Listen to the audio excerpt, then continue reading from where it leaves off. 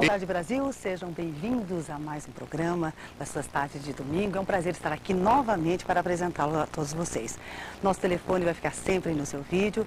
Esse programa é um programa ao vivo para que você possa participar com suas perguntas, com suas sugestões, com as suas intervenções. Infelizmente, hoje nós estamos com um pequeno problema técnico na nossa internet, então não poderemos receber os seus e-mails. Então, participem através do nosso telefone. Bom, hoje, daqui a pouquinho, eu converso com o Dr. Lauro Valeixo, que é diretor da Prisão Provisória de Curitiba. Eles estão desenvolvendo um projeto incrível. Na verdade, eles não estão nem desenvolvendo, já foi implantado.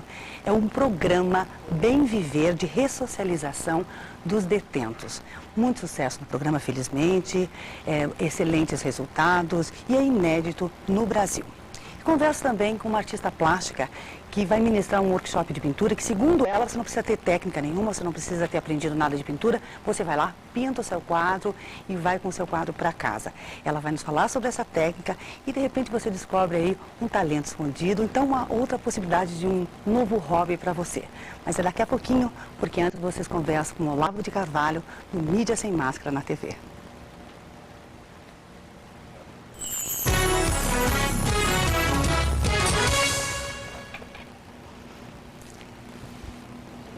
Boa tarde, amigos. Estamos aqui de volta com a nossa rota semanal de inconveniências. Nesta semana com uma dose bem graúda, com esta reportagem que saiu na Veja, Tentáculos das Farc no Brasil. Eu creio que muitos de vocês devem ter lido, mas eu lembraria aos telespectadores que eu estou falando deste assunto através dos meus artigos no Globo e na Folha de São Paulo, desde pelo menos 2001. Ou seja, houve 4 anos de omissão e retardamento e de senão de ocultação de um assunto que já deveria estar sendo investigado há muito tempo. Vocês se lembram que o deputado Alberto Fraga, uns anos atrás, o deputado federal Alberto Fraga, tentou coletar assinaturas para formar uma CPI dizendo que ele tinha provas testemunhais de que as Farc, Forças Armadas Revolucionárias da Colômbia, haviam contribuído para a campanha eleitoral do PT. E ele parece que precisava de 172 assinaturas, mas quando chegou em 157, a coisa repentinamente parou, havendo inclusive uma ameaça de processo da parte do deputado Luiz Eduardo Greenhalgh. Quer dizer, eu não sei se houve alguma pressão para parar aquele negócio ou se simplesmente não conseguiu as assinaturas. Eu sei que na época, praticamente só eu na mídia dei algum apoio ao deputado Alberto Fraga, porque esse não é um assunto que se possa deixar para depois ou ignorar. É um assunto de uma gravidade extrema, porque as Farc são praticamente as donas do narcotráfico no Brasil, então as responsáveis diretas pelo estado de criminalidade crescente que este país vive há alguns anos. Nós estamos hoje na base dos 50 mil homicídios por ano, a maior parte deles ligada ao narcotráfico, se bem que o governo pretenda nos convencer de que há tantos homicídios no Brasil, não porque existe banditismo organizado e narcotráfico, mas porque os brasileiros adoram matar as suas esposas, suas mães, suas sogras por motivos fúteis. Jamais, a estatística dos motivos fúteis jamais foi exibida e jamais será, mesmo porque isto é um blefe. Qualquer pessoa sabe que, qualquer carioca sabe que no Rio de Janeiro não existe banditismo avulso. Qualquer sujeitinho que faz um assalto na rua, ele pega a sua arma e o seu veículo, se precisar de um veículo, ele pega com o narcotraficante, que é o dono do morro, e o narcotraficante recebe uma comissão de todos os assaltos, até batedor de carteira. Se ele bateu a sua carteira com R$100, então metade irá para o dono do morro. Não há mais banditismo avulso, hoje a coisa é organizada, não é terceirizado, não é tudo reunido ali na grande central do banditismo, que está sediado no morro, e que todos sabem que quem manda ali no morro são as Farc. O Naum Sirotsky, que para o meu gosto é o maior repórter brasileiro, e que é o correspondente da Zero Hora em Israel, há anos ele vem mandando notícias que ele recebe do Mossad. O Mossad é o melhor serviço, o mais eficiente serviço secreto do mundo, Então, o Mossad informando que as Farc estavam instaladas nos morros do Rio de Janeiro, coordenando o narcotráfico. Isso ele vem mandando esses despachos, escreveu desde o ano de 2000 e ninguém liga. Quando houve a campanha eleitoral, eu escrevi uma sucessão de artigos dizendo que não adiantava o senhor Lula prometer que ele ia combater o narcotráfico e a violência, porque ele não ia fazer nada disso. E não ia fazer por um motivo muito simples, porque ele é o fundador e presidente por 12 anos ou mais, do Foro de São Paulo. Foro de São Paulo é a coordenação estratégica do movimento comunista no continente latino-americano. Essa entidade foi fundada pelo Lula e por Fidel Castro em 1990 e teve mais ou menos uma reunião anual. Cada ano tem uma outra reunião em que se discute as perspectivas estratégicas da esquerda latino-americana e se tomam decisões estratégicas de conjunto. Essas decisões são, então, fixadas em resoluções que têm, então, vamos dizer, um valor decisório para todas as organizações envolvidas. Até onde eu contei, eram 84 organizações filiadas ao Foro de São Paulo. Não é preciso dizer que quando comecei a escrever sobre isso, as pessoas diziam que Foro de São Paulo nem mesmo existia, houve um esforço geral de ocultação, até que eu fui obrigado a publicar as atas completas, ou quase completas, porque falta da primeira reunião, as atas quase completas do Foro de São Paulo no próprio Mídia Sem Máscara. Se vocês procurar na página do Mídia Sem Máscara, há lá um botãozinho, um link para as atas do Foro de São Paulo. Existem alguns browsers que não pegam estes links, de maneira que se você abrir a página do Foro de São Paulo e não encontrar esse link, é porque tem algum problema no seu browser. Trate de achar outro browser que o botão vai aparecer. Então, publicando estas atas completas, ali fica bastante claro que essas 84 organizações têm agido de acordo com uma estratégia coordenada e que, portanto, não é nada de estranho que elas colaborem em outros setores, inclusive na sua mútua sustentação financeira. E, quando se trata de sustentação financeira, vamos dizer, o banco ali são as Farc, que são a organização, são vamos dizer, o milionário da patota, né?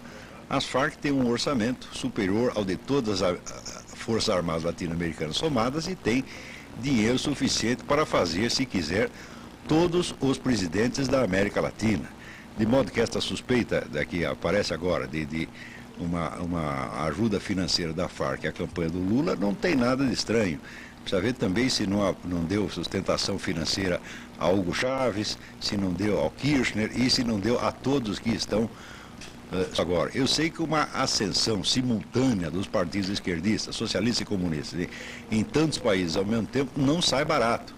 E se bem que tem outras fontes de sustentação, inclusive americanas, como a Fundação Rockefeller. Se fechasse a Fundação Rockefeller, fechava também a esquerda latino-americana. Mas isso foi algum tempo atrás, porque hoje, às vezes, a Farc já é uma fonte de subsídios local, né?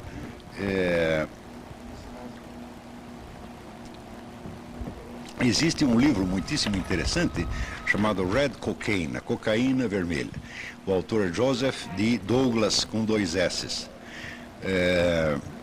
Nesse livro é transcrito um longo depoimento de um general tcheco, Jan Sejna, que mostra como a União Soviética e a China, desde os anos 50, vieram se infiltrando nas organizações narcotraficantes das 3 Américas, já naquela época eram pequenas, mas a União Soviética na época tinha um problema de que ela não estava aguentando mais subsidiar os movimentos revolucionários no mundo. Então estava preocupada em encontrar fontes locais de sustentação. E logo descobriram que o narcotráfico poderia poderia constituir esta fonte. Então, chegaram a formar em Moscou uma escola para a administração de redes de narcotráfico, tá certo? E, evidentemente, comparado com esses especialistas, esses bambambãs da KGB, os narcotraficantes latino-americanos eram apenas uns pobres subdesenvolvidos que nem entendiam o que estava se passando. E nessa base, a KGB se apropriou, já naquela época, entre os anos 50 e 70, se apropriou de uma série de organizações narcotraficantes. E esta foi a origem do crescimento do narcotráfico nas décadas seguintes. O livro é extensamente documentado e eu sugiro a vocês que realmente o leiam. Qualquer livro estrangeiro que a gente recomendar aqui, vocês podem, eu creio que pode adquirir por um site que chama www.bookfinder.com. Eu acho que não há... É o melhor site de busca de livros na internet. Esse livro do Joseph Douglas, eu tenho feito alguns esforços para ver se publica, como eu já enfatizei várias vezes aqui nos programas. A bibliografia essencial para a compreensão do que se passa hoje no mundo está completamente ausente das livrarias brasileiras. O brasileiro é certamente o povo mais mal informado do mundo. E o nosso programinha, evidentemente, não tem a condição de suprir por si mesmo toda essa deficiência, mas não custa dar alguma dica de vez em quando. E esta dica do Red Cocaine, a cocaína vermelha, de Joseph D. Douglas, muitíssimo importante para entender acontecimentos como este. Quer dizer, o verdadeiro contexto no qual você tem que colocar esta notícia para entender, ele já vem desde os anos 50, quer dizer, é uma operação de escala enorme, que começou naquela época e é o que explica este fenômeno que de outra maneira seria misterioso, que é, na pergunta, como é que depois da queda da União Soviética os movimentos comunistas e esquerdistas no mundo cresceram em vez de diminuir? E a resposta é essa: quando fecha a torneira soviética já estava aberto o sistema das torneiras locais, então a União Soviética se tornou ali, de certo modo, desnecessária. Por outro lado, também é preciso lembrar o livro do Anatoly Golitsyn, New Lies for Old, onde ele conta que, precedendo a queda da União Soviética, sabendo que a coisa ia ir para o brejo dali a pouco, o governo soviético já pegou uma boa parte da verba da KGB e espalhou pelo mundo, seja para fins de narcotráfico, seja para lavagem de dinheiro, criando, vamos dizer, um monte de firmas. Existem muitas multinacionais hoje que operam no mundo e que são, quer dizer, ainda o braço da KGB, porque é importante saber que quando caiu a União Soviética, não caiu a KGB. Agora vocês imaginem se quando acabou a Segunda Guerra, né, entram os americanos e os russos lá na Alemanha, né, tira lá o Führer, tira os ministros do Führer, mas não se toca na SS e na Gestapo. Você acreditaria em fim do nazismo nessa circunstância? É claro que não. A União Soviética disse que acabou o nazismo, mas da KGB não se demitiu um office boy sequer, estão todos lá. A KGB é a maior organização burocrática da história humana, chegou a ter 500 mil funcionários, sem contar a rede ilimitada de colaboradores através dos partidos comunistas de todo o mundo, que sempre constituíam um exército de reserva. Né? Quer dizer, qualquer militante comunista no mundo podia a qualquer momento ser convocado para passar para a clandestinidade, tá certo? E operar, portanto, sob as ordens diretas da KGB. Muitas vezes, para fazer isso, o Whittaker Chambers, no livro Witness, testemunha. Whittaker Chambers foi um militante comunista americano que depois passou a trabalhar na espionagem. Ele conta que o sistema para fazer isso era muito sutil. Às vezes, o sujeito era expulso do Partido Comunista, e sem saber porquê, então se achava injustiçado. 3 meses depois era procurado pelo pessoal do serviço secreto e dizia: companheiro, não é nada disso, nós apenas fomos obrigados a fazer isso para disfarçar a sua posição, então agora você passa a trabalhar na clandestinidade. Então o sujeito começava sendo humilhado e terminava vendo que tinha sido uma solução honrosa.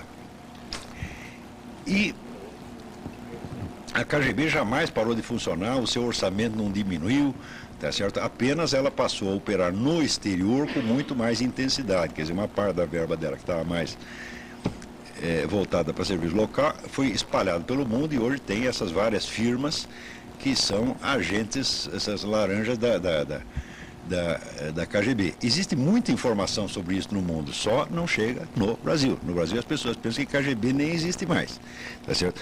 Então, mas a KGB até mudou de nome, agora chama FSB. Lê a história da KGB, você vai ver que a KGB muda de nome de 10 em 10 anos. Ela já mudou de nome várias vezes, só mudou mais uma vez. Né? Começa como NKVD, depois vira NVD e assim por diante. Vai mudando. KGB vira, parece que nos anos 50, tá certo? E até que durou bastante esse nome. Agora mudou de novo para FSB, mas como diz o povo, tanto faz, dá na mesma, né? Então, para entender essas ligações de narcotráfico com o movimento comunista, é necessário recuar muito. Por isso que eu estou recomendando esses livros, o Red Cocaine, do Joseph Douglas, e o do Anatoly Golitsyn, New Lies for Old, Novas Mentiras em Lugar das Velhas. É evidente que só quem estudou esse material chega a compreender realmente o que está acontecendo na América Latina. De outra maneira, toda esta explosão simultânea de narcotráfico, banditismo crescente e sucesso dos partidos comunistas em todo lugar seria inexplicável, seria um milagre, seria uma coisa gratuita, né? Que aconteceu porque aconteceu. Digo, nada neste mundo acontece por acontecer. Quer dizer, o senhor experimenta, por exemplo, né, abrir o seu bolso todas as manhãs para ver se apareceu dinheiro do nada. Nunca aparece. Nada neste mundo vem do nada. Tudo vem da ação humana, do esforço humano persistente e organizado. Portanto, essa transformação que houve na América Latina deu muito trabalho e custou muito dinheiro. Como é que se fez isto? Isso é preciso rastrear e ver, né, etapa por etapa, desde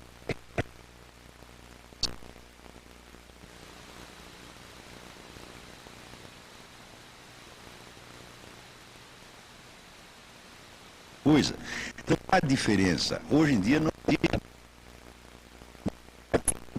E quando se fala de banditismo organizado, só existe um banditismo organizado, é o deste grande narcotráfico que está praticamente na mão do movimento comunista. Houve, na Colômbia, durante um tempo, houve aqueles famosos grupos paramilitares que eram financiados por fazendeiros, tá certo? Para reagir contra as Farc, e que eram em parte financiados pelos fazendeiros, mas em parte fizeram a mesma coisa que as Farc, quer dizer, dominaram algumas redes de narcotraficantes e chegaram a viver disso durante tempo. Acontece que esses grupos completamente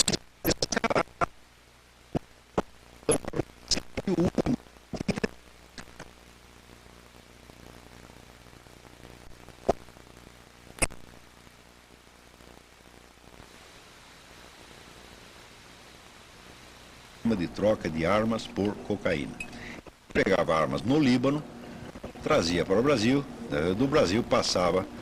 A Colômbia recebia anualmente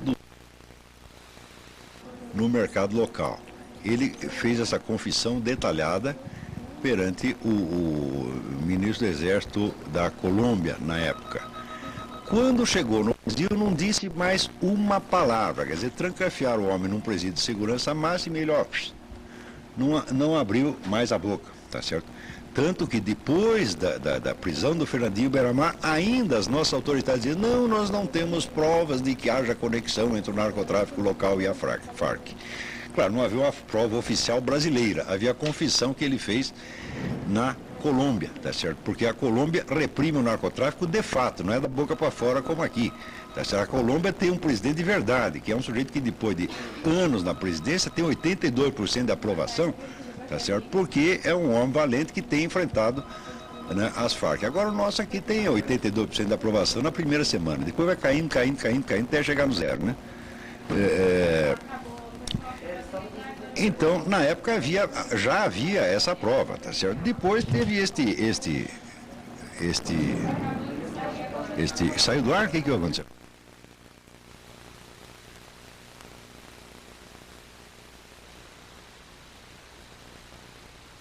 Excel.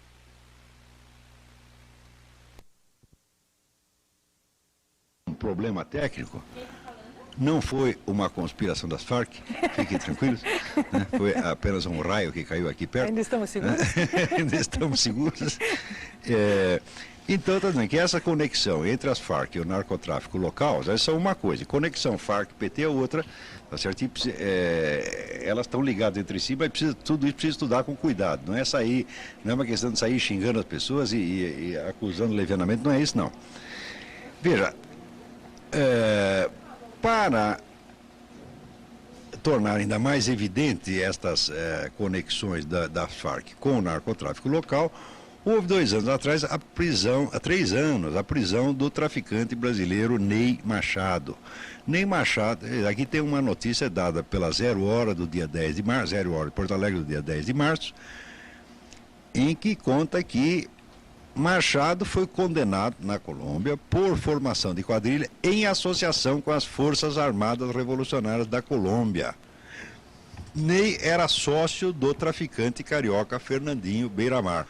Os dois formavam um império criminoso em plena selva colombiana com proteção das Farc.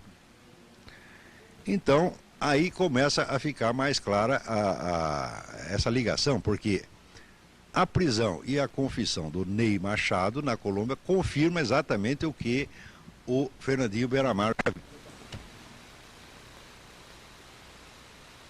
Probleminha está uma chuva violenta aqui e é capaz até de que esses problemas se repitam, mas não se incomodem não. Muito bem, então está contando que a prisão desse traficante brasileiro Ney Machado, sócio do Fernandinho Beiramar na Colômbia, confirmava novamente a conexão entre o narcotráfico brasileiro e as Farc. E note bem, quando esse Machado foi preso, daí já não é mais nem uma questão de confissão, aí foram apreendidos documentos que detalhavam já o esquema de contrabando de armas em troca de cocaína para a Colômbia. Quer dizer, nós temos a prova, vamos dizer, testemunhal, a confissão do Fernandinho Beiramar, a confissão do Ney Machado e já a prova documental com todo o esquema. Depois foi presa uma senhorita, que hoje o nome me escapa agora, mas entre a prisão de um e de outro, aconteceu também a prisão de uma moça, uma brasileira, em cujo poder foi encontrado um laptop que também já tinha no laptop todo o detalhamento da operação. Eu escrevi um artigo sobre isso na revista Época, na ocasião,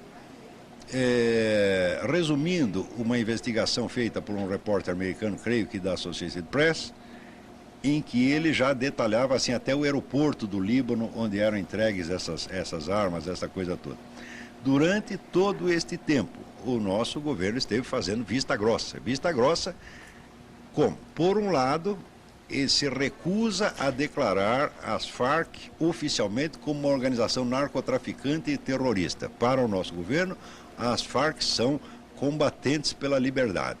Quer dizer que teriam direito a uma representação política, são um partido político, etc, etc.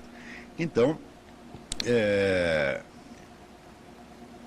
evidente que o governo sabe do envolvimento da Farc no narcotráfico local e, ao evitar dar o nome aos bois, ele está protegendo esta organização narcotraficante. Quer dizer, só por isto, e só isto já constituiria um crime fora do comum, mesmo que o ganho do nosso governo fosse exclusivamente político, sem nenhum envolvimento financeiro. Note que eu mesmo, nos meus artigos, eu sempre evitei vamos dizer, declarar como coisa certa que houvesse um envolvimento financeiro entre o PT e a Farc. Eu sei que existe um envolvimento político, porque isso está documentado nas atas do Foro de São Paulo.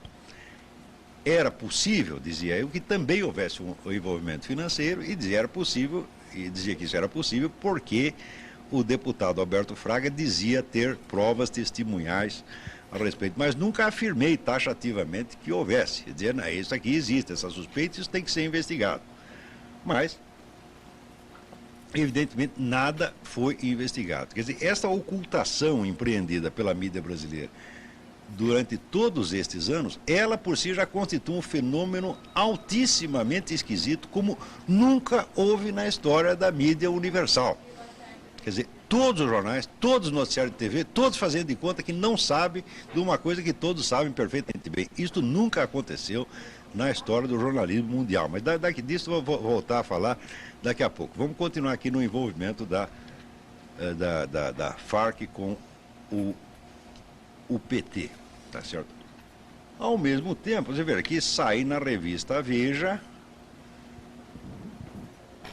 esta história do líder comunitário William de Oliveira, tá certo? Que foi descoberta uma gravação, telefonema entre ele e um narcotraficante, em que ele pedia dinheiro ao narcotraficante e confessava ter escondido num determinado morro carioca uma certa quantidade de armas que tinham sido roubadas do exército. Aí aparece aquele senhor do Viva Rio, Rubens César Fernandes, dando uma entrevista defendendo o líder comunitário, né? E dizendo, não, ele agiu apenas em defesa da sua comunidade, porque mentir não é crime. Eu digo, mentir contra um crime é crime sim, quer dizer, se você tem um material roubado, mesmo que não foi você que roubou, e você o esconde, em vez de entregar para as autoridades, e ainda mente a respeito, é claro que isto é crime. Quer dizer, o senhor Rubens César Fernandes não desconhece as leis, mas, olha, desse senhor Rubens César Fernandes, o que quer que ele diga, eu nunca acreditei, porque eu já tenho acompanhado a carreira desse cidadão há muito tempo, e sei que é um homem feito, é o homem sabonete, ele é feito de sabonete, a pessoa mais escorregadia do Brasil. Por exemplo, ele foi um dos camaradas que empreenderam a campanha pelo desarmamento, portanto, uma das pessoas que induziram o público a acreditar que o desarmamento contribuiria para diminuir a criminalidade, e agora, evidentemente, como não contribui, e agora ele deu uma... As pessoas estavam enganadas, o desarmamento não se destina a diminuir a criminalidade, estavam todos enganados. Vocês estavam todos enganados porque o senhor não se enganou, tá certo? Então, é por isso mesmo que a campanha dele, chamada Viva Rio, eu já mudei o nome dela para Viva Rindo, porque o sujeito está sempre rindo da nossa cara. Então, nesta notícia da Veja, tá certo? Do dia 16 de março, em que conta essa história do William de Oliveira, diz o seguinte: com a força das armas, o tráfico de drogas conquistou nos últimos anos o domínio sobre regiões inteiras das grandes cidades. No Rio de Janeiro, 1 milhão de pessoas que vivem em 700 favelas são submetidas a um regime tirânico. Esse avanço territorial tem várias causas, entre elas o arsenal de guerra dos bandidos, a falta de uma política de segurança eficaz do governo do PT, que não quer desagradar aos narcotraficantes das Farc, que financiaram suas eleições, e a corrupção policial. Isto aqui, agora a Veja diz, eu já escrevia isso em 2001, e sobretudo em 2002. E isto eu assegurei várias vezes nas minhas colunas do Globo, que o senhor Lula podia prometer combater o narcotráfico e a violência, mas que ele não o faria de maneira alguma porque estava de rabo preso. E estava de rabo preso não economicamente, não precisava ter envolvimento econômico nenhum. Ele simplesmente tinha participado, ele tinha, aliás, presidido várias reuniões com as Farc para estabelecer uma estratégia em comum e tinha assinado declarações apoiando as Farc, colocando as Farc como um órgão político legítimo e ainda acusando o governo da Colômbia de fazer terrorismo de Estado contra as Farc. Quer dizer, ele não vai fazer toda esta, vamos dizer, esta delicadeza para com as Farc e depois, na presidência da República, promover, vamos dizer, a perseguição aos narcotraficantes, que são a própria Farc. Isso eu assegurei durante a campanha, que ele não ia fazer nada e, de fato, não fez. Tá certo? Ou seja, tudo o que ele prometeu fazer contra o narcotráfico era mentira, mentira consciente, tá certo? Isso tudo independentemente de haver este envolvimento financeiro. Digo, só pelo interesse político que unia o PT às Farc, já era impossível que o PT fizesse algo contra as Farc. Muito bem, a não ser que o PT fosse suicida, porque com a Farc não se brinca. Eu cheguei a escrever vários artigos dizendo isso, quer dizer, o Lula não fará nada contra o narcotráfico e não pode fazer, porque se ele, depois de ter manifestado sua solidariedade às Farc, ele voltar para trás, ele não vai durar 3 dias. Tá certo? Então, não havia condição dele fazer nada e não fez mesmo. Porém, a coisa complica ainda, porque uma vez que saiu esta notícia na Veja, aparece o senhor José Genuíno,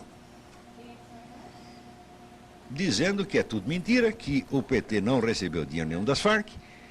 E ele diz o seguinte: consideramos a reportagem da revista Veja, por motivos apresentados, uma agressão à honra do Partido dos Trabalhadores. Ora, mas espera um pouquinho, tem alguma coisa errada aí. Porque diz ele que o PT não apoia as Farc, tá certo? Que ele só apoia uma saída pacífica para a Colômbia. Bom, quando faz saída pacífica, ele quer dizer o seguinte: reconhecer as Farc como partido político, tá certo? E, vamos dizer, anistiar todos os crimes inumeráveis que ela cometeu ao longo desses anos, mais de 30 mil homicídios lá na Colômbia, e sem contar estes 50 mil homicídios por ano no Brasil, tá certo? Onde a responsabilidade direta das Farc é mais do que evidente. Mas, por outro lado, por que ele diz que a afirmação de uma conexão financeira entre PT e Farc é uma agressão à honra do Partido dos Trabalhadores, se, ao contrário, o Partido dos Trabalhadores se sente muito honrado em sentar ao lado das Farc e colaborar com ela no Foro de São Paulo? Quer dizer, qual é a desonra em dizer que o seu sócio é seu sócio? Não há desonra nenhuma. Quer dizer, das duas uma. Quer dizer, se o PT se sente muito ofendido em ser associado com as Farc, então ele que condene as Farc publicamente. Se, ao contrário, ele se abstém de condenar e ainda lisonjeia, e o seu, vamos dizer, líder máximo, que era o Lula, assina, manifesta em solidariedade às Farc, dizendo que as coitadinhas são vítimas de terrorismo de Estado por parte do governo da Colômbia, então qual é o mal de dizer que há uma associação entre PT e Farc? Então, isto é afetação, isto como sempre no Brasil, é teatro, é fingimento. Tá certo? Por quê? Com relação a esta coisa de dizer que o PT não apoia as Farc, isto é mentira. O PT sempre apoiou e isto está consignado em documentos do Foro de São Paulo. E temos aqui um exemplo, quer dizer, mais do que apoio, o PT ofereceu às Farc, tá certo? Em 1997, na 7ª reunião do Foro de São Paulo, o PT, através da boca do seu José Dirceu, ofereceu mais que apoio, ofereceu união e integração. Ora, se há união e integração, está aqui nas atas de 1997. Então, ofereceu união e integração não só com as Farc, mas com a Frente Farabundo Martí de El Salvador, o Sandinista da Nicarágua e assim por diante, tá certo? Então, união e integração entre todas as organizações do Foro de São Paulo. União e integração, meu filho, é muito mais do que apoio, tá certo? Apoio é simplesmente dizer alguma coisa a favor, união e integração já é um casamento, já é uma parceria. Ou seja, esta parceria está consignada oficialmente no Foro de São Paulo. Se essa parceria se traduz também em colaboração financeira, falar o que há de mais? Se há união e integração, meu filho, aí já é comunhão de bens, você está entendendo? Então, não há nada de estranho. Quer dizer, não é possível, por um lado, você oferecer união e integração a uma organização e depois você dizer que você está desonrado porque alguém disse que você tem uma parceria financeira com ela. Isso aí é hipocrisia. Tudo isso tem que ser investigado. Agora, note bem, mesmo depois de todos esses fatos terem vindo à tona, porque eu sei o que eu passei por ter anunciado esses fatos desde 2002. Tá certo? Me chamar de louco era o mínimo. Tá certo? Em geral, chamar de louco, mais alguma coisa, ainda vinha algumas referências à senhora minha mãe. Tá certo? Sem contar a ameaça de morte. E mais que ameaça de morte, teve um sujeito que fez uma convocação pública ao meu assassinato. Botou lá num site chamado Indimídia, tá certo? Botou um anúncio, dizendo, olha, dia tal, às tantas horas, ele estará em tal lugar, vamos lá matá-lo. Né? Eu achei que era uma bravata e fui lá. Cheguei na hora, estava cheio de polícia lá. A polícia sozinha ficou sabendo daquilo e foi lá. Né? Tinha 20 policiais lá na hora. Eu falei, mas nem precisava, porque eu achei que era um blefe, né? Porque se fosse matar, é um blefe, mas é altamente insultuoso. Sem dúvida. Quer dizer, você publicar um anúncio, o sujeito está dando aula em tal lugar, nós vamos lá matá-lo, que brincadeira é essa? E pior que eram mensagens anônimas, então como é que ele ia poder rastrear, né, centenas de mensagens anônimas? Quer dizer, o cidadão ia ficar sem garantia nenhuma. Então, eu sei o que eu paguei por contar essas coisas aqui, tá certo? Não estou reclamando, não, faria tudo de novo, faria com prazer. E ameaça de morte, o sujeito disse, vou te matar. Eu falei, não vai não, se você chegar aqui, eu mato você primeiro, tá certo? Cada um faz o que pode, entendeu? O senhor tentará fazer a sua parte, eu tentarei fazer a minha, certo? Vou matar? Bom, o senhor vai matar, não, você vai tentar. Você vai bater? Não, você vai tentar bater, porque eu também vou bater pelo menos um pouquinho. Pode ser que o senhor bata mais, se for mais forte, mais jovem, mas apanhar também vai um pouquinho. Então, Eu, assim, a minha experiência da vida me diz, ninguém jamais bateu sem apanhar. Isso aí não existe, isso é idealismo, né? Então, por ter tocado neste assunto, eu recebi uma pressão enorme. Agora, parece que já virou consenso. Agora, você pensa que alguém da classe jornalística vai chegar para mim hoje e dizer, não, seu Olavo, você tinha razão, o louco éramos nós. Ninguém vai fazer isso, ninguém vai dar o braço a torcer, porque isso aqui é um país de pessoas hipócritas, orgulhosas e fingir. Todas vão fazer de conta que sempre souberam e que sempre escreveram daquilo, né? Muito bem, mesmo agora, quando saiu, eu gostaria que vocês comparassem estas denúncias que estão saindo agora com aquelas que saíram no tempo do Collor de Mello. Note bem, eu não votei no Collor de Mello, não gostava daquele sujeito, não votaria nele nem para vereador, tá certo? Vereador de São Tomé das Letras, tá certo? Mas isso não quer dizer que ele fosse um criminoso. Eu achava ele apenas um entojado, um palhaço, tá certo? E acho ainda, tá certo? Mas não acho que ele é o criminoso que mostraram. Muito bem. Se você comparar o tamanho do crime agora com o tamanho do crime do Collor, e se você vê a pressa que na época eles tinham de chegar a conclusões, tá certo? E, né, o medo, a prudência, a hesitação de agora é uma vergonha. Porque na época bastou uma conversa entreouvida por um motorista para desencadear uma CPI. Não havia prova nenhuma, tanto não havia prova nenhuma, que mesmo depois de tudo investigado pela justiça, não se encontrou prova de coisa nenhuma e Fernando Collor é criminalmente inocente. Até hoje, apesar de ser inocente, declarado inocente pela justiça, perdeu o seu mandato.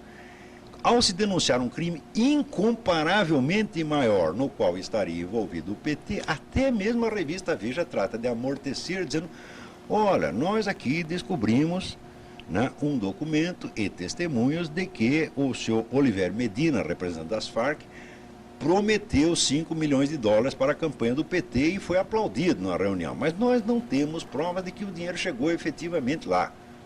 Tá certo? Mas como precisaria ter essas provas? Você tem a prova testemunhal de que o sujeito disse tal e qual coisa. Tá certo? Não é um motorista que ouviu a conversa, não, eram dezenas de pessoas. Mais ainda, o Olivério Medina, ele detalhou que esse dinheiro chegaria ao Brasil da seguinte maneira, sairia de uma conta em Trinidad e Tobago, iria para as contas de 300 empresários brasileiros, 300, que daí fariam doações ao PT. Ora, para você montar uma rede de 300 empresários dispostos a colaborar numa operação de lavagem de dinheiro, quanto tempo leva? Não se improvisa uma coisa dessa. Tá certo? Portanto, esta declaração do Olivério Medina, confirmada por inúmeras testemunhas que estavam presentes a esta reunião, é mais do que suficiente para abrir uma CPI imediatamente. Isso é muito mais do que uma conversa ouvida por um motorista. No entanto, na época, ninguém escreveu, isso foi apenas um motorista que disse, nós não temos prova de que aconteceu. Agora são dezenas de pessoas que dizem, tá certo? E isso consta de um relatório oficial do Serviço Secreto, da ABIN. Então, um relatório oficial do Serviço Secreto parece valer menos do que uma conversa entreouvida por um motorista. Tá certo? Por quê? Porque o PT, na época, ele tem o monopólio da acusação. Só o PT tem o direito de acusar, e só a esquerda tem o direito de acusar. Tá certo? Mesmo quando não tem provas. E agora, quando tem, não provas, mas indícios muito mais substantivos contra esse pessoal da esquerda, e indícios referentes a um crime incomparavelmente maior, tá certo? Que certamente é a maior vamos dizer, articulação criminosa da história da América Latina, tá certo? Agora está todo mundo com medo de tirar conclusões e querendo amortecer de qualquer maneira. Na época, se vocês lembram, o esquema PC Farias, que era só para encher de dinheiro o próprio bolso, tá certo?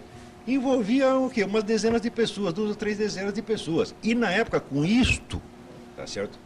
Se toda a mídia gritou, há um Estado dentro do Estado, há uma conspiração criminosa, etc, etc. Agora, que obviamente isso é um Estado dentro do Estado. Isso não é um Estado dentro do Estado, é um Estado acima do Estado. As Farc e o Foro de São Paulo estão acima do Estado brasileiro. Obviamente, elas determinam o que o Estado brasileiro vai fazer. Agora está todo mundo comedido, tá certo? Dizendo não temos provas. Mas não precisa ter provas. O indício que você tem é mais suficiente para abrir a CPI. Quer dizer, a CPI que foi recusada pela Câmara tem que ser aberta agora. Agora, note bem, se você pegar alguns jornais eles nem mesmo noticiaram isso na primeira página, depois de sair na Veja. Quer dizer, você tem um esforço de amortecer a coisa. Então está todo mundo naquela base do senta que o leão é manso. Né? Quer dizer, o leão já levantou, já está comendo todo mundo, tá certo? E tem um lá sujeito querendo tranquilizar a plateia, dizendo que senta que o leão é manso. Né? Então, ele está dizendo senta que o leão é manso porque ele foi contratado pelo leão para fazer isso. O leão diz, olha, eu vou comendo as pessoas aqui e você, mas as pessoas ficam sentadas assim eu posso comer todo mundo. Né? Ele levou a propina do leão. Não é isso? Então, aproveitando que agora chegou aqui o nosso guru econômico Zé Monir, estava atrasado e chegou agora, né? Vou aproveitar e perguntar para ele o que primeiro, como é que você está vendo esta coisa toda que aconteceu essa semana? Né? Bom, o Olavo tem insistido desde o primeiro programa sobre a importância que há de nós prestarmos atenção no que está acontecendo no âmbito político no Brasil. A impressão que eu tenho, pessoalmente, é que há uma espécie de hipnose coletiva. Tornou-se uma coisa antipática falar mal do governo que está aí no poder. Uma incapacidade de a imprensa, por todas as razões que a gente imaginar, podem ser das mais maliciosas até as mais displicentes e de natureza de simplesmente fazer eco ao que está sendo naquele momento visto como politicamente correto, mas me parece que o quadro que essa semana de certo modo, se manifestou com toda a sua força, quer dizer, na hora em que, em alguns pontos da imprensa, na revista Veja, no portal Terra, começa a aparecer que o atual governo é financiado por uma entidade revolucionária internacional, eu acho que isso é alguma coisa que a gente devia prestar atenção. Quer dizer, eu não acho que com isso se consiga fazer grande abalo no domínio que o governo tem hoje, mas eu acho que seria uma boa maneira de nós começarmos a minar um pouquinho as bases totalitárias que nós estamos construindo aqui. Como o meu foco aqui, na verdade, é um foco de explicar aos senhores telespectadores um pouco melhor os fatos econômicos sob o ponto de vista de uma visão liberal da economia, e vocês lembram que o principal ponto que nós temos insistido aqui em falar é de que, quando se fala em liberalismo e neoliberalismo, não são coisas que tenham nenhuma semelhança em última análise. Quer dizer, do mesmo modo como o mico-leão dourado não é uma espécie de leão, do mesmo modo como o porquinho da Índia não é uma espécie de porco, o tal do neoliberalismo não é uma espécie de liberalismo. Então, apenas para falar um pouquinho sobre isso, vocês devem ter percebido que essa semana alguns jornais deram uma manchete como essa aqui, Folha de São Paulo: pobreza impede corte de imposto de desgoverno. Eu acho que o que está escrito aqui nessa manchete é uma coisa extraordinariamente interessante, porque ela tem a mesma importância que há a descoberta, ou pelo menos a manifestação pública, do financiamento do partido dominante pelas Farc, nesse momento em que o governo nos diz isso. Todos os meses a carga tributária bate recordes. A economia melhorando, subindo, diminuindo, a carga tributária sempre sobe. E a razão pela qual eles não cortam, muito pelo contrário, os impostos estão subindo o tempo todo, e vocês lembram que entre os diversos defeitos que tem esta medida provisória 323, que está sendo agora debatida aí, sobre o aumento da contribuição das empresas prestadoras de serviços sob regime de lucro presumido, está o fato de que ela foi decidida no último dia do ano, de uma maneira covarde e absolutamente traiçoeira. Foi mandado para a publicação da medida provisória para o Diário Oficial, dando a ela, portanto, validade já para este exercício fiscal de 2005. Então, todo mundo sabe, todo mundo já percebeu que os impostos só sobem. E a qual o governo não os diminui é porque eles dizem que tem pobreza, mas essa sempre foi a razão pela qual o governo subiu os impostos. Quer dizer, o governo utiliza a boa-fé das pessoas, a boa vontade, a boa índole contra elas mesmas. O governo inventa uma mentira dizendo que tem muito pobreza. Mas o dinheiro, na verdade, não é para resolver o problema da pobreza. A pobreza nem pode diminuir, desaparecer, porque no dia que não tiver mais nenhuma pobreza, como é que o governo vai tapear você dizendo que tem que aumentar o imposto? Portanto, a ideia fundamental é manter a pobreza viva.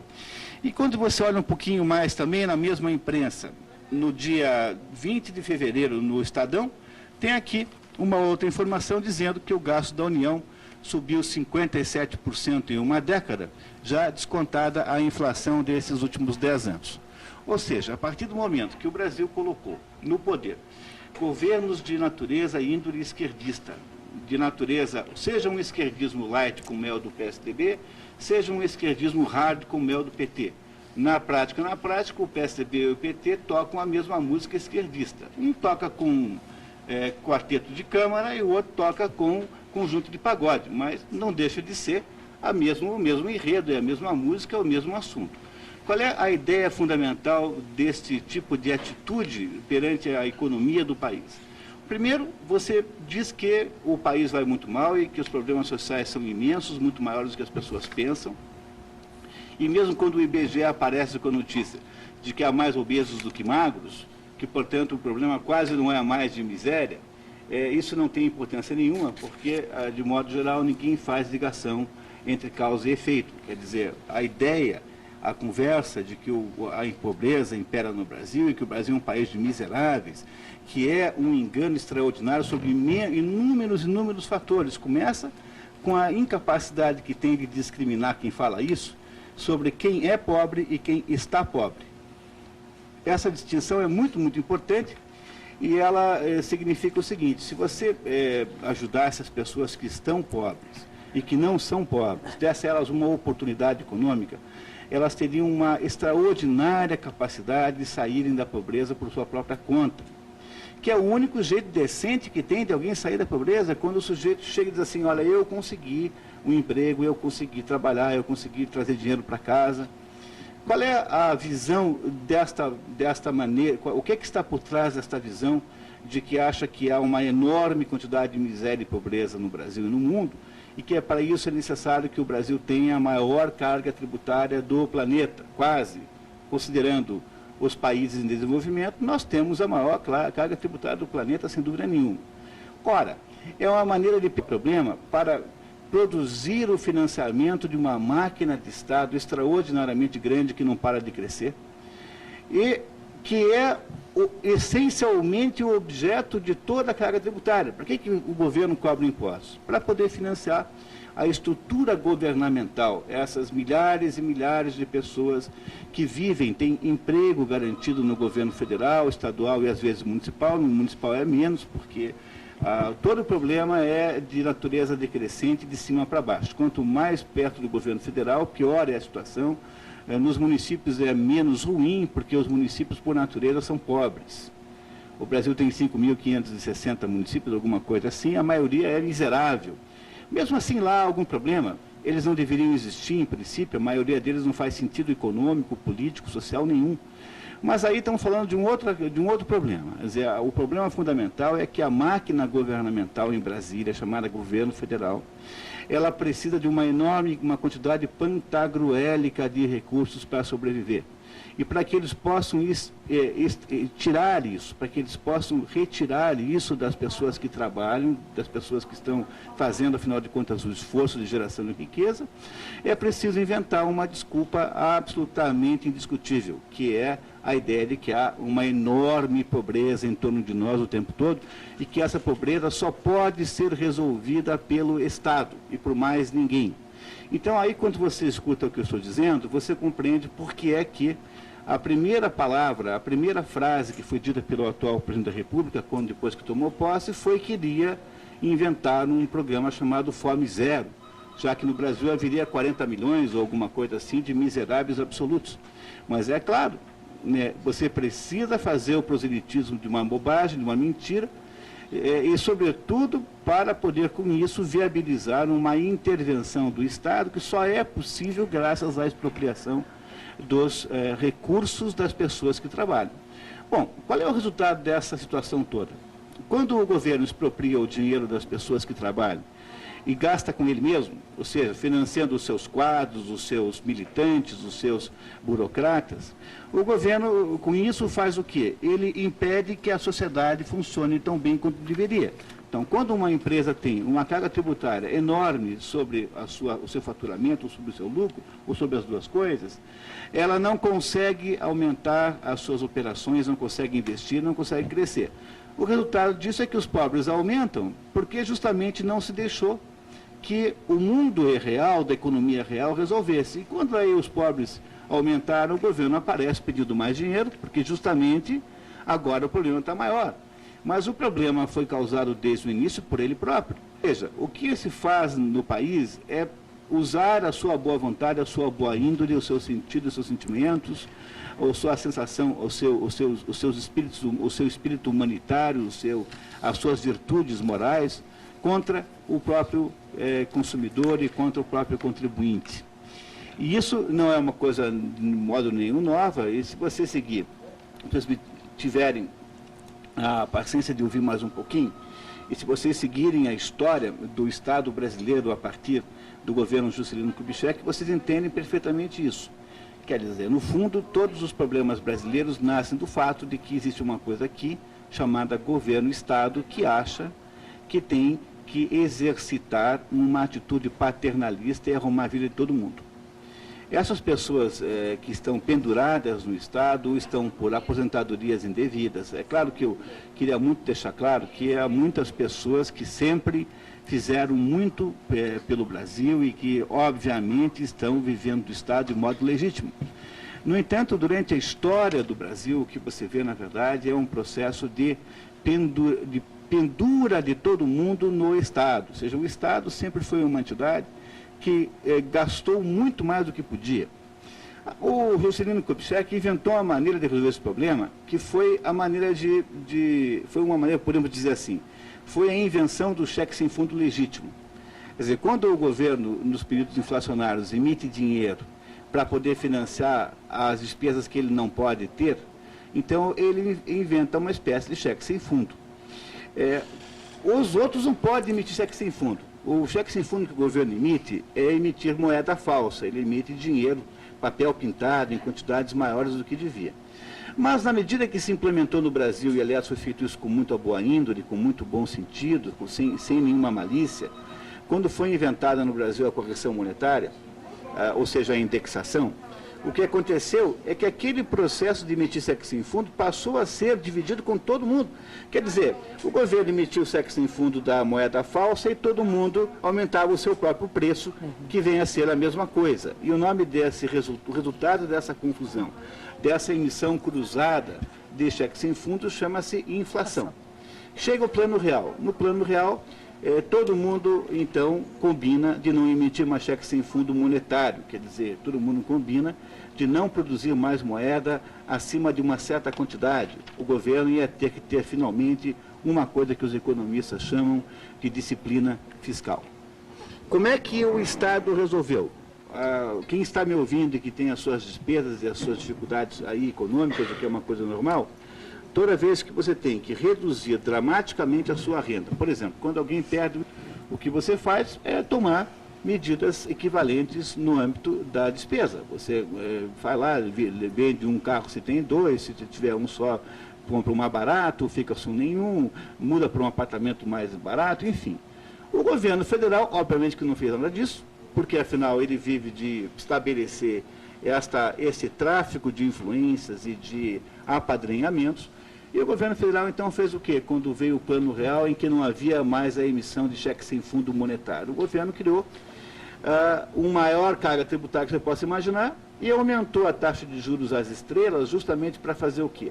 Para pegar o dinheiro todo disponível para ele, ou seja, pegar emprestado o dinheiro que tinha, e essa é a origem, até desde então, da nossa altíssima taxa de juros, que não tem exatamente uma ligação direta com a Selic, tem uma ligação muito maior com a exiguidade de crédito na praça.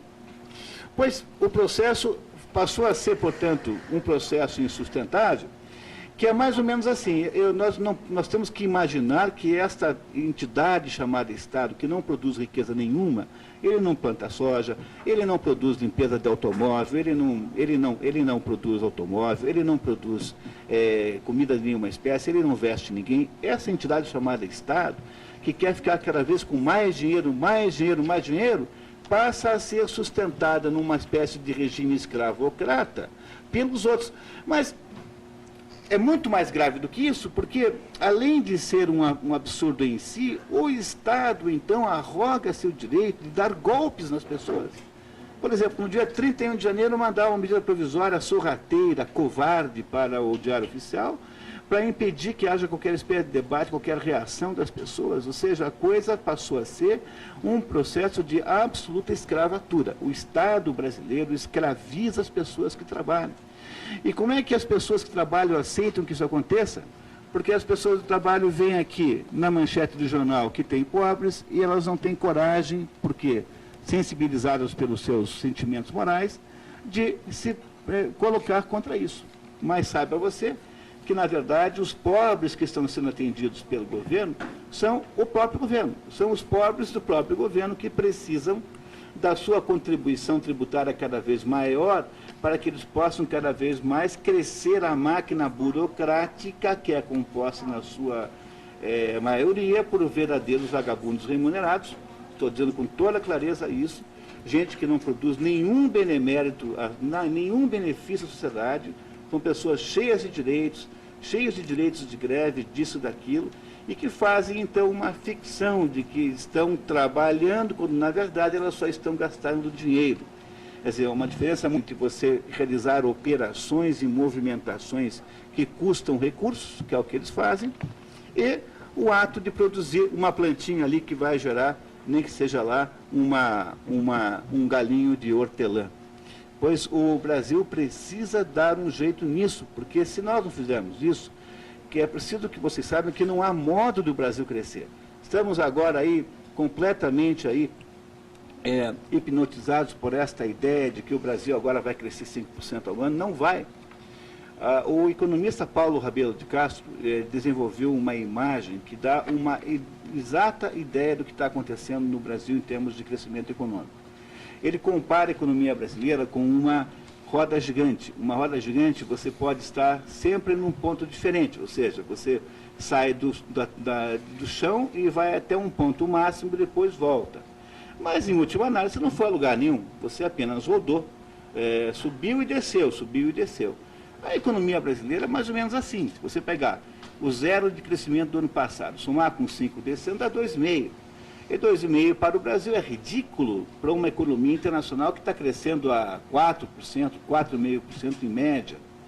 O Brasil não cresce nada. E se continuarmos assim, esse ano agora já não vai mais crescer a 5%, o próprio o próprio IPEA admite, nós não vamos crescer nada. Porque o Brasil não vai crescer nada se a gente achar que dá para crescer colocando todo o dinheiro, todo o esforço. Dinheiro é esforço das pessoas que trabalham, na mão da instituição cujo único objetivo é fazer a revolução, em última análise, e fingir teatralmente que está resolvendo os problemas quando não está.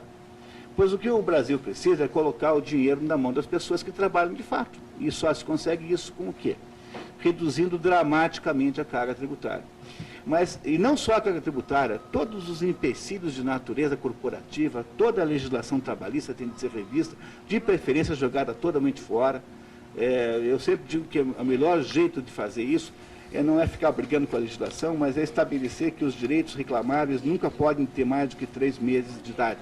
Ou seja, se em 3 meses alguém não sabe que está sendo explorado pelo patrão, está consentindo com a exploração, somos todos adultos, ninguém tem o direito de reclamar com mais de 3 meses de prazo. Pronto, resolveria. Então é preciso que vocês compreendam que isso que o professor Olavo está dizendo, que está mostrando a vocês o plano que está estabelecido politicamente aí, tem uma correspondência perfeita na economia. Não seria possível fazer este plano que está aí se a economia não fosse neoliberal. E neoliberal aqui, insisto, não tem nada a ver com liberalismo.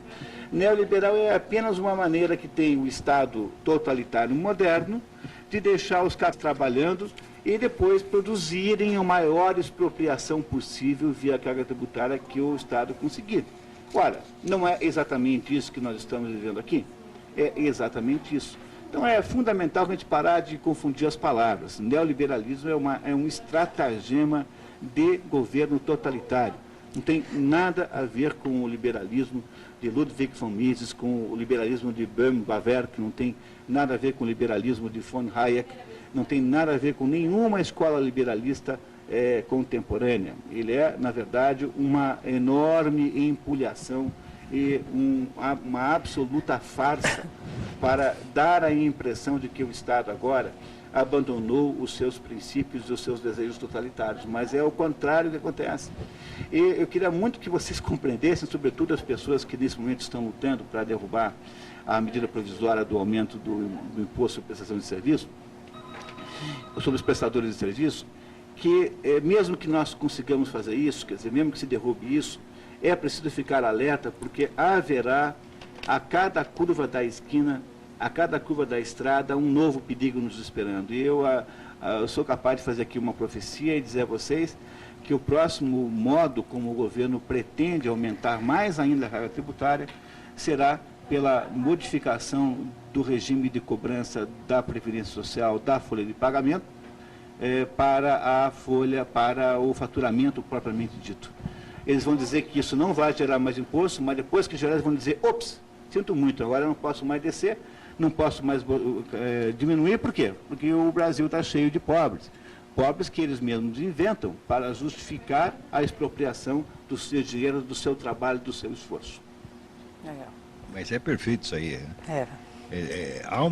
Como diz o Murilo, é muito claro, existe uma equivalência entre a estratégia no campo político-militar e no campo econômico. Quer dizer, o que nós estamos assistindo aqui é a criação de um esquema de poder como nunca houve na América Latina. Quer dizer, um esquema unificado, continental, que custa os tubos, quer dizer, que é sustentado pelo narcotráfico, pelo sequestro e pelo seu imposto. Todo o dinheiro vai parar ali, quer dizer, todo o trabalho da população do continente está indo, vamos dizer, para sustentar, vamos dizer, esta máquina política da esquerda latino-americana. Tá certo? E que ainda tem a cara de pau de falar que os outros exploram, né, que o capitalismo é exploração. Para exploração é isto, pô, né? Note bem, mais um detalhe com relação aí ao caso FARC-PT, é que os documentos que foram guardados na ABIN, que esse repórter da Veja teve acesso, eles atestam que durante a reunião na qual esse representante das FARC, Olivério Medina, prometeu dinheiro para o... A declaração dele foi gravada, quer dizer, tem uma gravação, não é de um sujeito que ouviu. No caso do Collor, você tinha um motorista que entrou ouviu uma conversa. Aqui você tem uma confissão, é o autor do crime que está dizendo, eu vou fazer isso assim, assim, assim, assim. Isso como prova é infinitamente mais pesado do que a conversa ouvida pelo motorista. Esqueci o nome do motorista na época, você lembra como é que é? Não. Que parece que virou, na época, fizeram uma bafafá, virou herói nacional. Né? Então, a conversa do padre Olivério Medina foi... Quer dizer, padre uma pinóia, evidentemente esse sujeito está excomungado, está fora da igreja, exatamente como Frei Beto. O decreto assinado, Pio XII, João XXIII, é muito claro. Qualquer colaboração com o regime ou Partido Comunista, você está excomungado automaticamente. Então, esse Olivério Medina continua usando o nome de padre, tá certo? Que vale tanto. Se amanhã você ouvir falar Almirante Olavo de Carvalho, vai valer tanto quanto este negócio. Ele é tão padre quanto eu sou almirante, tá entendendo? Então, continua se intitulando padre para enganar os trouxas, exatamente como Frei Beto, que não é frei coisíssima nenhuma. Então, esse seu Olivério Medina, tá certo, foi gravado fazendo essa declaração. Isto é prova mais do que suficiente para prendê-lo imediatamente. Mas quer saber o que vai acontecer? Ninguém será preso, não haverá impeachment, não haverá nada contra isso. Isto aqui já eu não posso, não é uma informação que eu tenho, isto é uma análise que eu estou fazendo. Claro que posso estar errado, mas de acordo com o que eu estou vendo, tá certo? A ideia de que nós estamos num sistema democrático, jurídico normal, no qual há instituições, e as instituições vão prevalecer, a ordem jurídica vai prevalecer, esta visão é totalmente fantasista, tá certo? O PT, essa conluio, PT, FARC, Foro de São Paulo, é infinitamente mais poderoso do que a totalidade das instituições brasileiras. Não há meios de fazer a lei prevalecer contra esta gente. Preste atenção. Porque vamos supor que o Congresso decida fazer um impeachment. Né? O impeachment do Collor foi feito graças à mobilização popular armada pelas organizações de esquerda. No caso, se o Congresso tentar fazer o impeachment do Lula, imediatamente MST, PT, todas essas organizações promoverão uma mobilização popular contrária. Claro.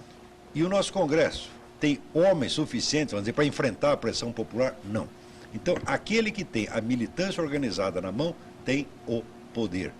Tá certo? Então, o sistema que vigora no Brasil não é o sistema que está na Constituição e nas leis. O sistema que vigora é a vontade da esquerda organizada. Ninguém pode ir contra elas. Os partidos ditos de direita, que na verdade não são de direita coisíssima nenhuma, são apenas 2 ou 3 aproveitadores que estão lá,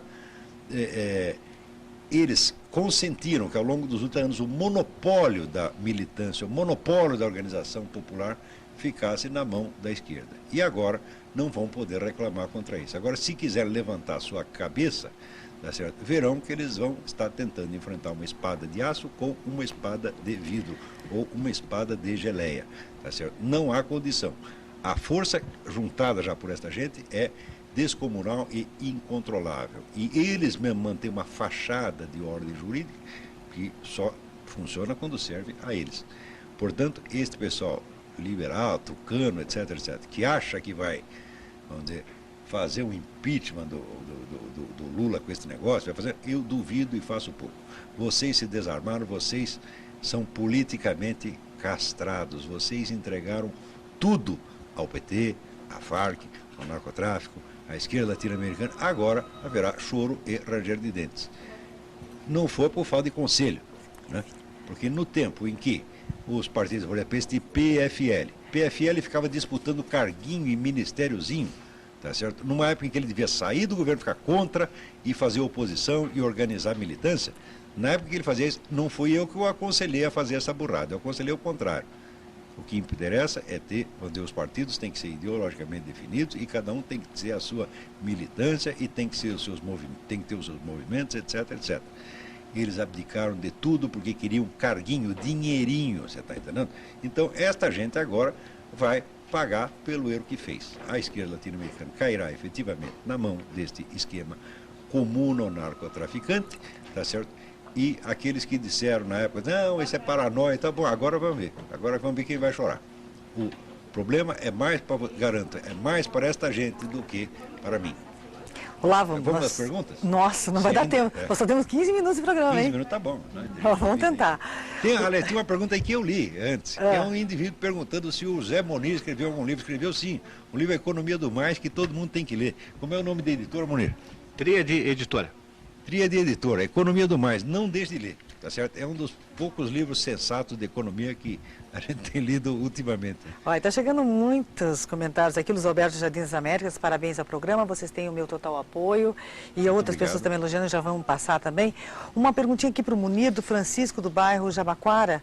Senhor Munir, é possível afirmar que o programa Renda Mínima, que beneficia 300 mil famílias em São Paulo, representa a compra de mais ou menos 1 milhão de votos, ou seja, 15% do eleitorado da capital paulista? Olha, eu acho que é crime eleitoral. Com toda a sinceridade, toda vez que o Estado dá de presente para alguém um dinheiro assim, seja qual for a razão pela qual está fazendo isso, eu acho que é sempre crime eleitoral. Se você tem que dar uma cesta básica para um eleitor, por que você não pune um governante que cria um conjunto enorme de dependentes daquele dinheirinho e depois os lembra na hora da eleição que ele está fazendo isso? Mas eu não queria nem entrar no assunto por esse critério aí, por esse caminho, e queria discutir com vocês sobre um outro conjunto. Uma vez disse o seguinte, que um economista uma vez afirmou que esse negócio de ajuda para os pobres é uma maneira dos pobres das regiões ricas financiarem os ricos das regiões pobres. É a definição definição americana do FMI. Alguém perguntou quem que a gente era do FMI. Igual, nos Estados Unidos se define o FMI como entidade dedicada a tirar dinheiro das pessoas pobres nos países ricos para dar às pessoas ricas nos países pobres. Exatamente o que está aí falando o Mônica. Quer dizer, há vários problemas ao mesmo tempo. O primeiro é o seguinte, você faz uma redistribuição tributária sem nenhum critério, porque você não distingue quem está pobre e quem é pobre. O velho Luiz Gonzaga, o rei do Baião, tinha um baião que dizia assim, uma esmola para um homem que ação, ou lhe mata de vergonha, ou vicia o cidadão. sabedoria nordestina do Luiz Gonzaga. Então, pegar milhares e milhares de pais de famílias e dar a ele todo mês um atestado de que eles são incompetentes, que eles são incapazes de sustentar a própria família, é uma das coisas mais cruéis que eu consigo conceber. Quer dizer, transformar essas pessoas em pessoas absolutamente vivendo de uma mesadinha do governo federal. Pô, isso supondo que o negócio não seja um antro de corrupção, quer dizer, toda vez que foi feita auditoria até agora em qualquer coisa dessa, descobriu-se que os prefeitos do interior distribuem dinheiro para quem bem entende, que as pessoas ricas se inscrevem lá. Quer dizer, o negócio é incontrolável. Aí, você diz assim para mim, não, mas nós vamos pelo critério em que tem que fazer alguma coisa em compensação. Por exemplo, tem que obrigar a criança a ir para a escola. Aí, esses dias, estava aí no Jornal Nacional, ou em qualquer outro jornal, não me lembro qual foi, perguntaram para uma professora assim, professora, a senhora, se tivesse que declarar para uma autoridade do governo federal que tal criança, mesmo não tendo vindo à escola, continua vindo à escola, a senhora mentiria para o governo? Ela falou, mas claro, como é que eu poderia não dizer isso? Quer dizer, tem uma criança pobre ali, eu vou dizer que veio à escola. Quer dizer, é no fundo uma distribuição de dinheiro apenas para fins eleitoreiros e para justificar uma máquina muito mais cara que o próprio dinheiro, que é a máquina que controla a distribuição do dinheiro. Então você cria uma multidão de burocratas e assessores de todos os tipos em Brasília, que é uma cidade que você não sabe nem onde fica lá no meio do Brasil, distante das pessoas do mundo real, acessível quase de avião na prática. E essas pessoas ficam lá fingindo que estão trabalhando, fazem isso umas 2, 3 horas por dia, assim, quando estão muito esforçadas. E essas pessoas, então, precisam, para isso, expropriar o seu bolso às custas de dizer para você que você é um monstro se você não concordar alegremente, como é que se diz hoje, né? Se você não estiver exercitando a sua cidadania de contribuinte. O negócio é tão absurdo que chega até a ser uma gozação. Quer dizer, ficar achando que cidadania é submeter-se a uma coisa dessa, a uma espoliação dessa, é o cúmulo. Quer dizer, além de roubar você, ainda te fazem de trouxa e de bobo. Tá? Fazem você, manipulam as suas culpas e os seus ressentimentos pessoais. Então, eu diria assim, você tem toda a razão. Eu acho que na prática, estelionato eleitoral, não tenho a menor dúvida disso, não resolve o problema e desmerece as pessoas que trabalham e tira de quem está querendo acertar uma chance, porque as pessoas só querem um emprego. Mas por que as pessoas não têm um empreguinho ali, mesmo um empreguinho pequenininho? Por que ninguém faz isso? Por quê? Porque o ato de oferecer um emprego no Brasil é um ato temerário. Você só faz isso se você for um otário, um trouxa. Porque todo o establishment trabalhista, o Ministério do Trabalho, os fiscais, o conjunto de juízes da Justiça do Trabalho, todos olham para você como sendo um delinquente em potencial. Ou seja, dar um emprego para alguém vem se tornando aos poucos no país uma absoluta, um ato de insanidade. É por isso que o emprego vai diminuir cada vez mais. Por quê? Se você está punindo, você passa 30 anos punindo as pessoas que dão emprego, gerando contra elas todo tipo de injustiça, criando uma legislação completamente unilateral e enviesada. Um contrato leonino pró-empregado. E depois você quer que tenha emprego, não vai ter mais. Então, primeiro você destrói o emprego. Aí não tem gente empregada, estão na rua. Ninguém consegue um empreguinho, mesmo que seja um empreguinho modesto. Aí o governo fala assim, bom, como tem esse problema aí, então agora eu preciso pegar todo o seu dinheiro para resolver. Problema que ele mesmo criou. Mas a taxa de desemprego no PT é 0. Bom, claro, é isso, né? Tá? Ou seja, uma das coisas mais engraçadas que eu ouço é essa conversa que o PT... Agora parou de falar assim, né? Mas o PT adorava dizer que estava, na verdade, pagando o preço de uma herança maldita que veio do outro governo. Eu não tenho a menor simpatia pelo outro governo. Eu quero que fique bem claro isso. Mas eu tenho certeza que foi a atuação do PT, que não nasceu ontem, mas está há 30 anos aí inventando bobagem, pois é justamente todo o conjunto de intervenções legislativas que eles tiveram nesses 30 anos, criando leis injustas, criando empecilhos para o funcionamento da sociedade, criando impedimentos para a sociedade econômica funcionar. Pois justamente é esse conjunto de empecilhos que significa hoje a herança que eles estão pagando. Quer dizer, o PT é igual aquele sujeito que mata o pai e a mãe e depois pede clemência alegando que é órfão. Pois é, vocês é que são os culpados. O pessoal do PT é que gerou a herança maldita. Fazendo o quê? Criminalizando quem trabalha, atrapalhando quem se esforça, criando impedimentos para as empresas funcionarem, criando uma ditadura ecológica, ambientalista em cima de todo mundo. E agora vocês têm aí o resultado desse negócio. É cada vez mais difícil ter emprego.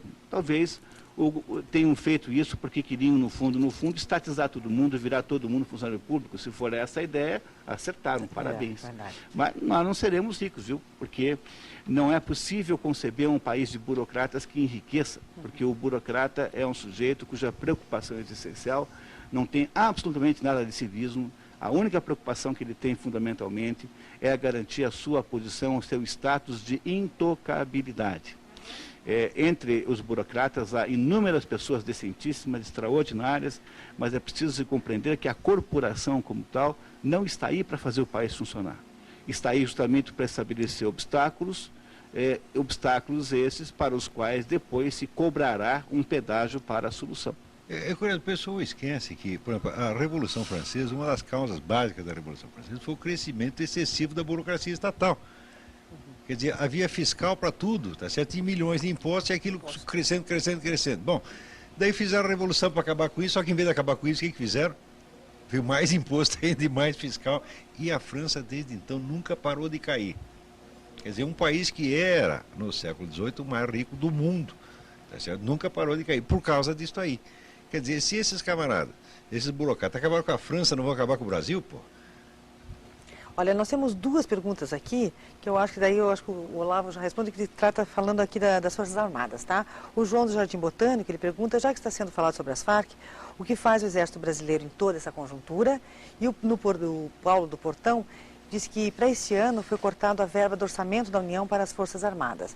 Então, a construção de 2 quartéis, um em Santa Isabel do Rio Negro e outro em Barcelos, ambas cidades próximas da Colômbia, está atrasada. Isso pode ter alguma relação com as Farc?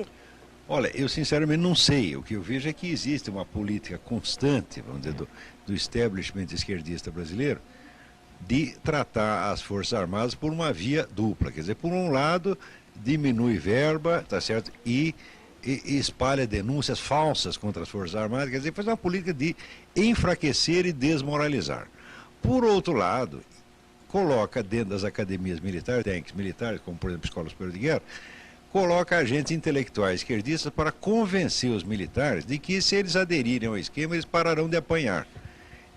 Tem muitos militares que estão inclinados a ceder a uma coisa dessa. Por exemplo, esse pessoal que está hoje em dia se entusiasmando com a ideia da estratégia da resistência. A estratégia da resistência é criar uma política nacional, vamos dizer, uma doutrina militar brasileira voltada para resistir contra a invasão americana. Então, não há invasão americana nenhuma, há uma intromissão cada vez maior estrangeira na Europa, mas por parte da ONU, Unesco e Comunidade Europeia. O americano não tem absolutamente nada a ver com isso, quer dizer, nós estamos deixando um invadir lá e estamos dizendo que vamos resistir contra o outro que não está lá, tá? Quer dizer, uma política absolutamente doida. E tem muito milico que está caindo nisso. Eu espero que todos não caiam, não. Eu espero que eles entendam que estão sendo manipulados na base de um choque, um queijo.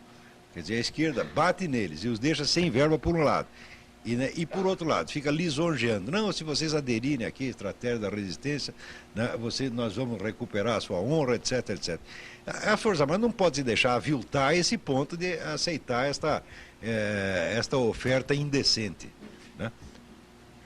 E olha, e o Paulo do Novo Mundo, aí ele pede para acho que vai ser agora para o Munir, comentar sobre a divulgação que o governo fez sobre a carga tributária deste ano estar menor do que em 2000. Pois olha, mesmo que o governo tivesse razão, porque há problemas metodológicos, é preciso que se saiba. Há muitas maneiras de fazer isso. O principal argumento para dar uma chance à metodologia como sendo a fonte da divergência é que até o final do cálculo do PIB não dá para saber, porque você compara com o PIB. Seja como for, mesmo que ela tenha crescido, vamos imaginar aceitando a hipótese do governo de que a carga tributária no ano passado foi menor. Mas o menor é quanto? O menor é muito pouca coisa, é quase nada de menor. Mesmo assim, estaria num nível absolutamente insuportável e incompatível. Basta se fazer o seguinte exercício. Pegue as 50 maiores economias do mundo e calcule quanto é a carga tributária. Você acha isso na internet com grande facilidade. E aí dê uma olhadinha em qual é a renda per capita das 50 maiores. Em todas elas haverá uma ligação direta entre quantidade de PIB, ou seja, renda per capita e carga tributária, exceto numa que é o Brasil. O Brasil tem um PIB africano para uma carga tributária escandinava. Então, mesmo que fosse assim, coisa em que eu não acredito de fato, mas vamos dar aqui, conceder a eles a benefício da dúvida, mesmo que fosse assim, eu garanto a você que isso ainda assim está muito mal, porque não é possível produzir o movimento que nós queremos com essa situação. Não vai dar certo. Em 5 anos você vai descobrir isso. A média vai lá para 1,5%, 2,5% de crescimento, é menos do que o crescimento da população. Todos os anos nós empobrecemos. Empobrecemos por quê? Deixam as pessoas trabalhar. As pessoas que trabalham são perseguidas de todos os tipos, por todo tipo de fiscal, lei, fiscais sérios, fiscais achacadores, regulamentos, limitações, autorizações, de todo tipo. Não é possível fazer um país que dê certo assim. E olha, agora vamos... Se o telespectador quiser saber exatamente quanto dinheiro dele está indo para o bolso do governo, experimente dar uma espiada num site, do site da Associação Comercial de São Paulo, tem lá um equipamento de cálculo, chama-se contribuintecidadão.org. Dá uma olhada lá e você mesmo fará as contas. O Arnaldo de São Paulo, ele pergunta o seguinte, ele diz que o governo cubano liberou a importação de panela de pressão para a população economizar energia. Isso é um avanço no governo? E é bom que o Lula mantenha relação com o governo cubano, ele pergunta? Panela de... Peraí, não panela entendi de pressão, qual é. Eles estão importando panela de pressão para a população economizar energia. Os cubanos. Quer dizer que eles estão com falta de energia?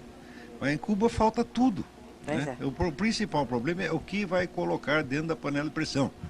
Porque que eu saiba lá, né, a média para o pessoal, vamos dizer, da burocracia, que está muito bem, é um frango por mês. Isso é a cota de proteína animal que se come lá, né? O Cuba é um país onde o médico ganha $20 por mês. Quer dizer, eu não vejo no que a panela de pressão vai ajudar. Eles estão precisando de comida. Na verdade, a classe privilegiada cubana é a classe das pessoas que têm parentes nos Estados Unidos. Quer dizer, então, os exilados mandam dinheiro lá para socorrer suas famílias, de modo que a ditadura cubana, o regime cubano, ele vive da generosidade das suas vítimas. Quer dizer, os cubanos que foram para lá, em vez de ajudar a destruir o regime, não, eles não podem destruir o regime, tá certo? Eles têm que ajudar suas famílias a subsistir, e Cuba tem vivido disso há muitos anos, além da ajuda de cento e não sei quantos países no mundo, porque tem a história do bloqueio econômico. Tá? O bloqueio econômico é exatamente o contrário. O bloqueio econômico quer dizer o seguinte: não pode sair dinheiro de Cuba para os Estados Unidos, mas pode entrar. Quer dizer, dinheiro americano não para de chover lá dentro. Quer dizer, se houver a cair o bloqueio, então entra relações comerciais normais, então é pagar e receber como qualquer um. Mas por enquanto é só receber ajuda, né? Nós temos, acho que 3 minutinhos só para o encerramento do Mídia Sem Máscara. 3 minutinhos. Vamos ver se o Olavo consegue, então, responder para o Fábio da Água Verde, que ele pergunta se seria possível o senhor discorrer sobre a participação ou não do governo brasileiro quanto à criminalidade, o tráfico, etc. O governo brasileiro não está fazendo nada com a criminalidade, mas nada, ele não está fazendo e não vai fazer e não pode fazer. Tá certo? Eu não duvido que até o senhor Lula, talvez na cabeça dele, ele talvez até gostaria de fazer. Só que não pode, você não pode assumir um compromisso com o Farc e depois dar para trás. E dizer que não tem compromisso com o Farc é mentira, porque o Lula presidia o Foro de São Paulo quando vários documentos de solidariedade à Farc foram ali assinados. E o seu Zé Dirceu ofereceu, como diz, mais do que solidariedade, união e integração. Você não vai oferecer integração para a Farc e depois sair dando tiro nos agentes dela no Rio de Janeiro. Isso é palhaçada, isso é mentira, ninguém vai fazer. O governo não fez nada contra a criminalidade, ao contrário. A esquerda brasileira inteirinha é culpada pelo aumento da criminalidade, porque há 40 anos tem produzido, vamos dizer, uma cultura de apoio ao banditismo, uma cultura de ódio à ordem legal, tá certo? E é impossível, vamos dizer, que um fator cultural tão pesado não tenha influência na ordem dos acontecimentos. Olá, e também não podemos esquecer que se o governo, você está injusto, porque o governo brasileiro fez sim, desarmou as pessoas honestas e inocentes. Quer dizer, o bonitismo não tem nada a reclamar. Quer dizer, agora as pessoas honestas aí são cada vez mais vítimas. Exatamente. A contribuição do governo para eliminar o banditismo foi isso, desarmar o cidadão brasileiro, porque, de acordo com o nosso governo, os nossos cidadãos são todos criminosos em potencial. Se a senhora tem o azar de ser esposa, filha, mãe ou sogra de um cidadão brasileiro, cuidado, porque, segundo o nosso governo, os brasileiros vivem matando as pessoas em casa por motivos fúteis. Bom, e nós estamos encerrando então o Mídia Sem Máscara essa semana. Então tá bom, até a semana que vem. Muita pergunta Obrigado. aí, mas vai ser respondida semana que vem. Tchau para todo mundo, obrigada. Continuamos com Boa Tarde Curitiba, vamos lá.